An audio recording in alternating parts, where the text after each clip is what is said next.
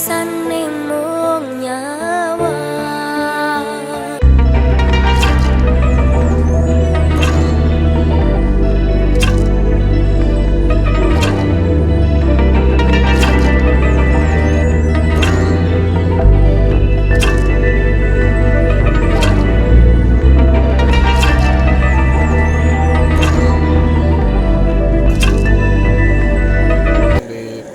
Tidak hanya DOC tapi setelah sampai umur 15 hari pun ini masih dipanaskan, dan sekarang kondisinya dari pagi sampai sore itu mendung. Jadi ya dingin, otomatis ini nyala terus selama 24 jam non stop. Nah, ini adalah pemanas yang sudah berumur. Jadi yang jam terbangnya sudah tinggi. Kita bahas dari tingkat kerusakannya. Tingkat kerusakan yang dialami atau perawatan yang harus dilakukan. Karena api selain suhu nyalanya yang tinggi, api yang ada di tungku pemanas oli bekas ini bertekanan. Karena dua hal itu, si tungku pemanas jadinya cepat kena. Nah, ini kalau teman-teman perhatikan, kanan kiri ditutup kayak gitu, itu udah compang-camping tuh. Karena memang kalau kita buka, bentar ya, kita coba buka nih.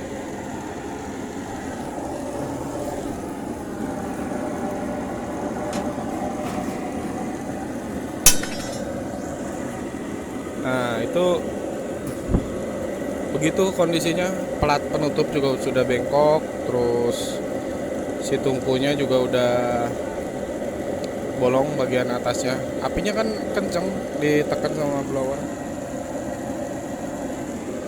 Itu yang menyebabkan kerusakan. Nah, ini umurnya kurang lebih 2 tahun pakai.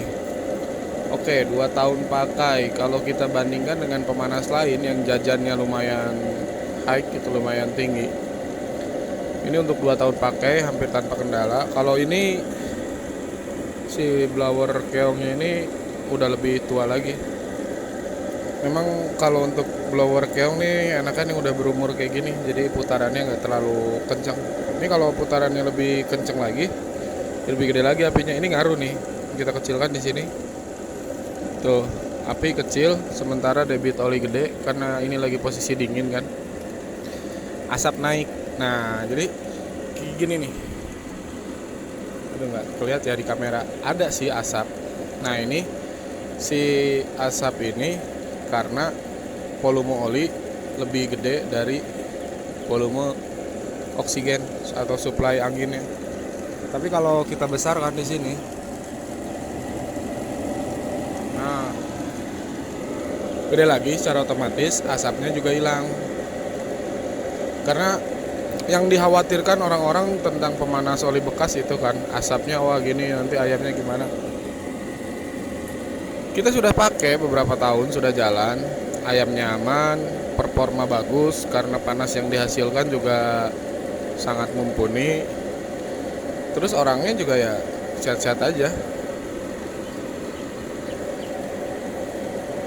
Nanti kita bahas panas yang dihasilkan.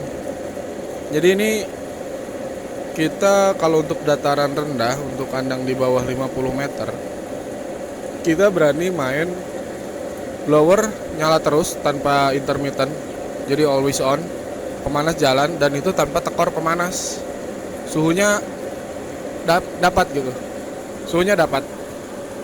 Nah, itu sebagai pembuktian dan gambaran betapa panas yang dihasilkan itu sangat amat wow gitulah. Pengalaman beberapa kali setting kandang punya orang dan maintenance dibandingkan dengan pemanas super saver. Ya, super saver itu pemanas gas yang sentral. Terus yang pemanas solar, kalau 1:1, ini jauh lebih panas. Panas yang dihasilkan pemanas sentral yang ada, yang beredar di Indonesia itu nggak imbang lah kalau sama pemanas oli bekas.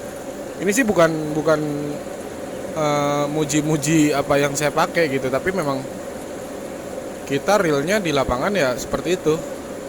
Kalau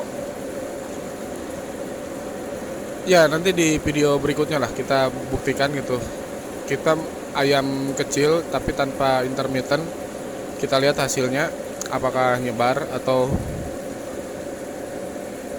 bergerombol di satu titik karena kedinginan. Balik lagi ke masalah maintenance-nya gitu. Nah, ini sih pemanas oli bekas ini yang harus dibelikan gitu, yang harus dijajankan itu ya paling tabung untuk tungkunya itu. Misalkan kalau kita dapat suplai besinya sih repair sendiri, ngelas sendiri ya nggak seberapa. Nah, ini kan kecil nih, kita gedein.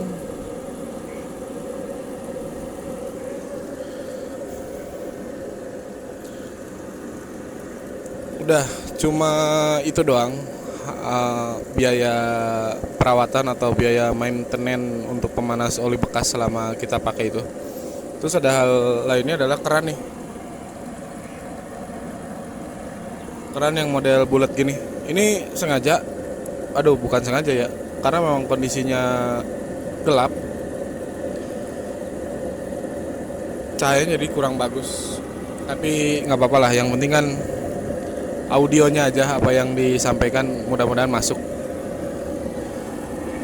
Ini saya nggak bakal berhenti memperjuangkan atau mengkampanyekan pemanas oli bekas ini karena satu hemat, kedua juga hemat operasional ya, operasional cost setiap periode, setiap tanam itu hemat. Terus kedua operasional untuk maintenance-nya juga sangat irit.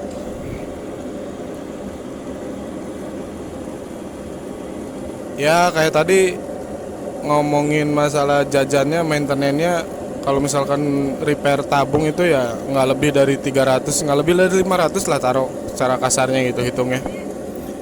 Secara maksimal bangetnya lah, karena daerah di Indonesia kan beda-beda harganya. Nggak lebih dari 500.000 biaya perawatannya untuk masa pakai 2 tahun, dan ini pun sebenarnya masih bisa dipakai dalam kondisi kayak gini.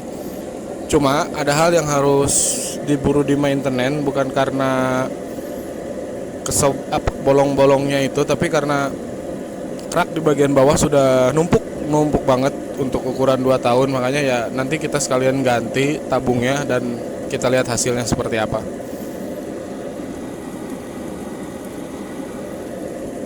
Untuk kos operasional setiap periode, saya kasih gambaran untuk kandang ini 30 meter kali 7 meter. Kalau misalkan dulu pakai gasolek itu butuh sekitar 1 juta sampai 1.800.000 untuk pemanas. Setelah kita pakai oli bekas, kos maksimum itu misalkan taruhlah kayak sekarang musim hujan, itu berarti maksimumnya sekitar 600.000. Berarti hemat 3 kali lipat ya, 6 kali 3 18, 1.800.000. Oh iya benar. Kalau misalkan diboros-boroskan banget, tetap bisa menghemat sekitar 50%. Jadi target penghematan untuk pemanas oli bekas ini dari bahan bakar gas, terus kita pakai oli bekas, target yang kita capai itu minimalnya itu 50%. Jadi kalau misalkan kita biasa keluar kos untuk pemanas itu sekitar 3 juta, minim-minimnya kita bisa nurunkan gitu, paling jeleknya itu sekitar 1,5 juta. Tapi kalau misalkan kita hitung lebih optimal lagi, kayak saya di sini sudah ketemu angka rata-ratanya paling besar itu 600.000 lah. Berarti kalau kita ngomongin paling besar nilai yang dikeluarkan, nah di setiap periodenya itu banyakan yang sekitar 400-500.000 untuk kos pemanas. Jauh banget kan dibandingkan dengan biaya pemanas yang lain. Hanya saja kendalanya, setiap orang yang tanya ke saya untuk awal pengaplikasian pemanas dengan memakai oli bekas ini, satu yang harus dikuasai adalah operatornya yang jaga kandangnya. Nah itu, karena gini, beda alat, beda cara, beda, ya beda lah. Itu aja sih penekanannya. Terus kalau dari segi faktor keamanan kita udah bahas di video-video sebelumnya, silahkan dibuka-buka aja lah. Di channel ini ada playlist pemanas oli bekas, di situ semuanya isinya tentang oli bekas. Oke lah, untuk oli bekasnya segitu dulu pembahasannya, semoga bermanfaat dan jangan menyerah, peternak bisa. Assalamualaikum warahmatullahi wabarakatuh.